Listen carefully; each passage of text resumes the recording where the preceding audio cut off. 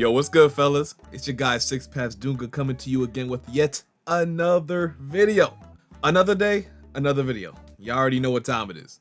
I want to talk about something that I haven't really seen anyone cover yet it remains one of the most important topics for the narrative of Boruto TBV VORTEX. And what I'm talking about is a Star of Hope arc.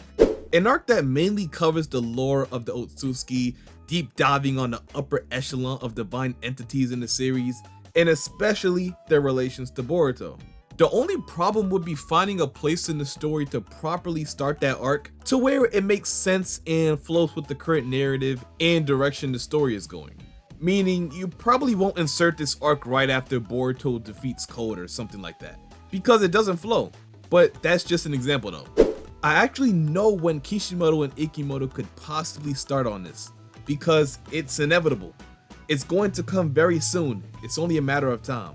So before we start with this one, be sure to drop a quick like on the video. It really helps me out in the YouTube algorithm, and it helps me draw new faces to the channel. Not forcing anyone, but I appreciate it dearly if you could take the time out of your busy day to support me.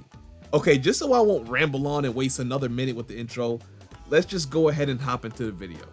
Alright, so before we talk about the Star of Hope arc itself, let's talk about the state of the current story and where this arc could fit the best. So chapter 13 basically covered the details of Boruto and KASHIN KOJI's new relationship, as well as introduced alternate timelines to the story, while still giving us new information on the Ten Tails and the foresight of the Shinju's birth. Now, this alone wouldn't be enough for me to confidently say it's time for the story to spill the beans on everything about the Otsutsuki. However, if we take a look at something JURA says to Boruto before he passes out, we may be onto some extreme foreshadowing going on. Right before JURA was supposed to kill Boruto, the bug clone, whose name recently got revealed to be Mamushi, so from now on we're gonna call him Mamushi, no more bug clone. This is the last time I'm gonna call him the bug clone. So Mamushi told JURA that Matsuri just dug up some information and summoned him back to their dimension. I don't know what that dimension is called, the Ten Tails dimension, the Shinju dimension. We're just gonna call it their dimension. You know what? No, we're gonna call it the Shinju dimension. And on top of him being summoned back to the Shinju dimension, he didn't want Hidari's Thorn Soul to rot. So he really didn't have a choice but to retreat in that situation. He referred to Boruto as lucky, as though the heavens want you to keep living. It's like divine intervention or a message from the heavens. It'll say either or depending on the translation that you're reading. But when JURA said this, I felt as though this could be a sign that there's something about Boruto that we don't know, or something that we already know coming into full effect soon. And of course, I'm talking about the JOUGAN. I mean, if you want to look at it on a surface level, then sure, you can say Boruto's survival was mainly caused by the timeline alteration. If KASHIN KOJI didn't accelerate Boruto's training and help him develop the Flying Raijin and Uzuhiko, he probably wouldn't be able to defeat Hidari. And if he can't defeat Hidari, JURA has no urgent reason to retreat. And he probably ends up killing Boruto in the long run, which I can see why Koji told Boruto that JURA kills him, but in another timeline that they most likely already avoided. But besides the timeline being changed, there could also be a divine force that's helping Boruto avoid all these unfavorable outcomes. And on a deeper level, that force could be what's causing all these events to pan out like they are. Boruto already escaped certain death twice, that being by Kawaki and JURA. And if you want to count the time where Momoshiki revived Boruto, that would be 3 times now. Exactly how many times do we need to see the same thing happen over and over again until we come to the conclusion that something weird is at work here?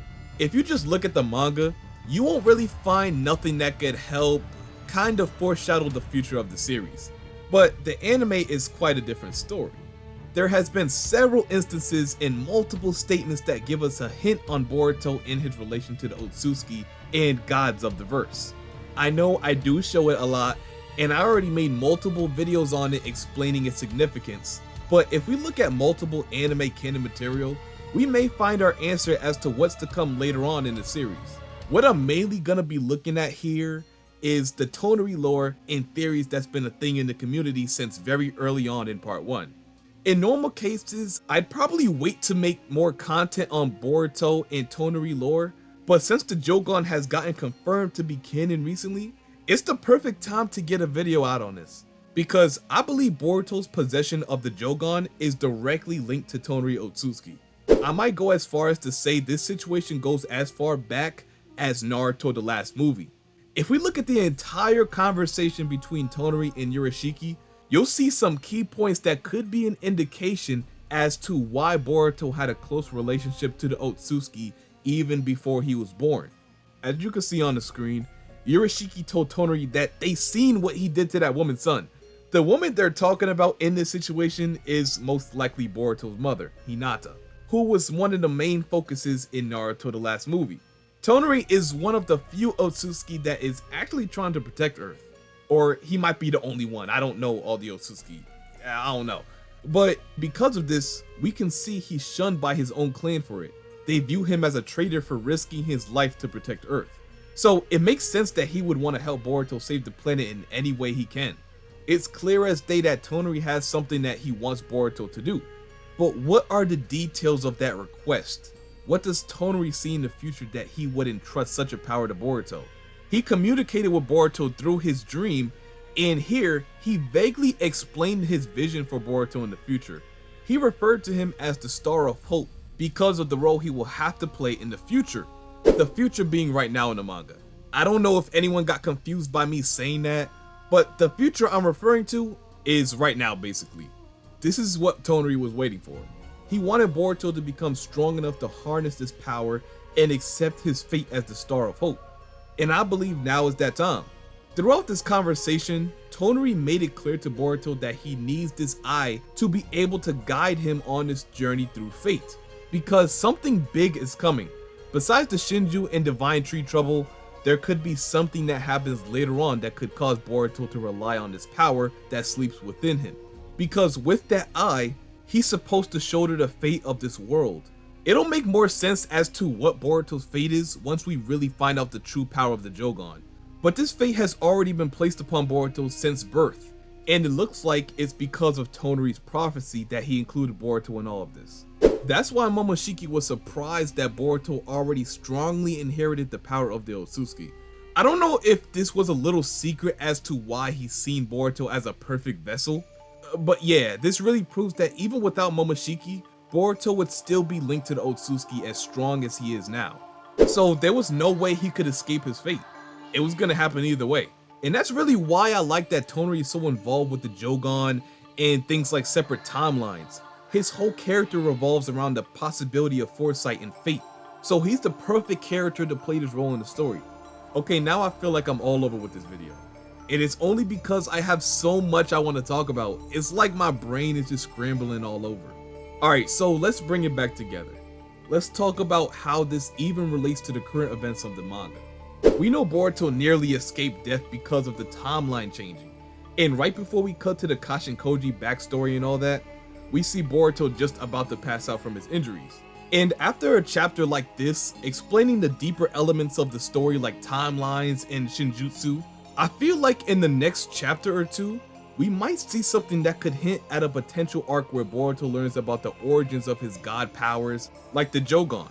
As crazy as it sounds, since Boruto is not even conscious right now, it could be the perfect opportunity to have him have a vision, similar to the one he had with Toneri in the anime, possibly it being Toneri himself talking to Boruto through another dream. And here we get to further understand Boruto's true fate and more lore behind the Otsutsuki, and possibly even something more on Shibai Otsutsuki. Since he does play a significant part in the story, him being the reason Amado was able to give someone like Kashin Koji, Damon, or even Ada a Shinjutsu, we need to know more about him and if he does have any relationship to Boruto in any way possible. And that possibly would be a way we can see Boruto finally gain or awaken a Shinjutsu of his own. That's why I say anime canon is so important to the series, because it more or less vaguely tells us about events that could happen in the manga later on.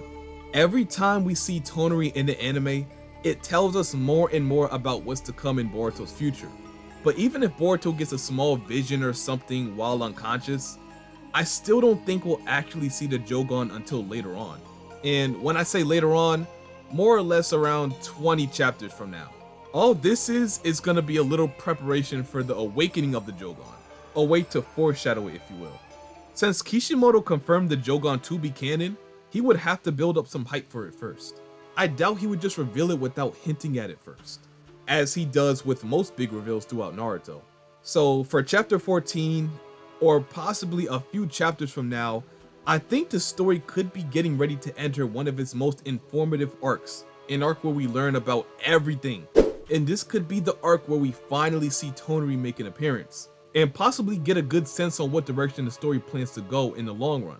So anyway, as always, I hope you boys and girls enjoyed this video, and if you found this video entertaining, or semi-informative at least, and wouldn't mind seeing more like this in the near future, then drop a quick like, comment, and subscribe. Also, let me know if you think we'll get an arc where we focus on the upper echelon of divine entities in Boruto. And let me know if that's something you even want to see anyway. Or if you have any other thoughts or suggestions, let me know down below in the comment section as well. Make sure you guys turn on the post notifications too, because remember, we'll be going live on this channel once chapter 14 spoilers come out, so we can react to them together on stream. But that's only if you don't mind being spoiled. I'll have a chapter review out on the same day or a day after the official chapter comes out. But anyway, that takes care of that. And until my next video, I'll see y'all later. And I'm out. Peace.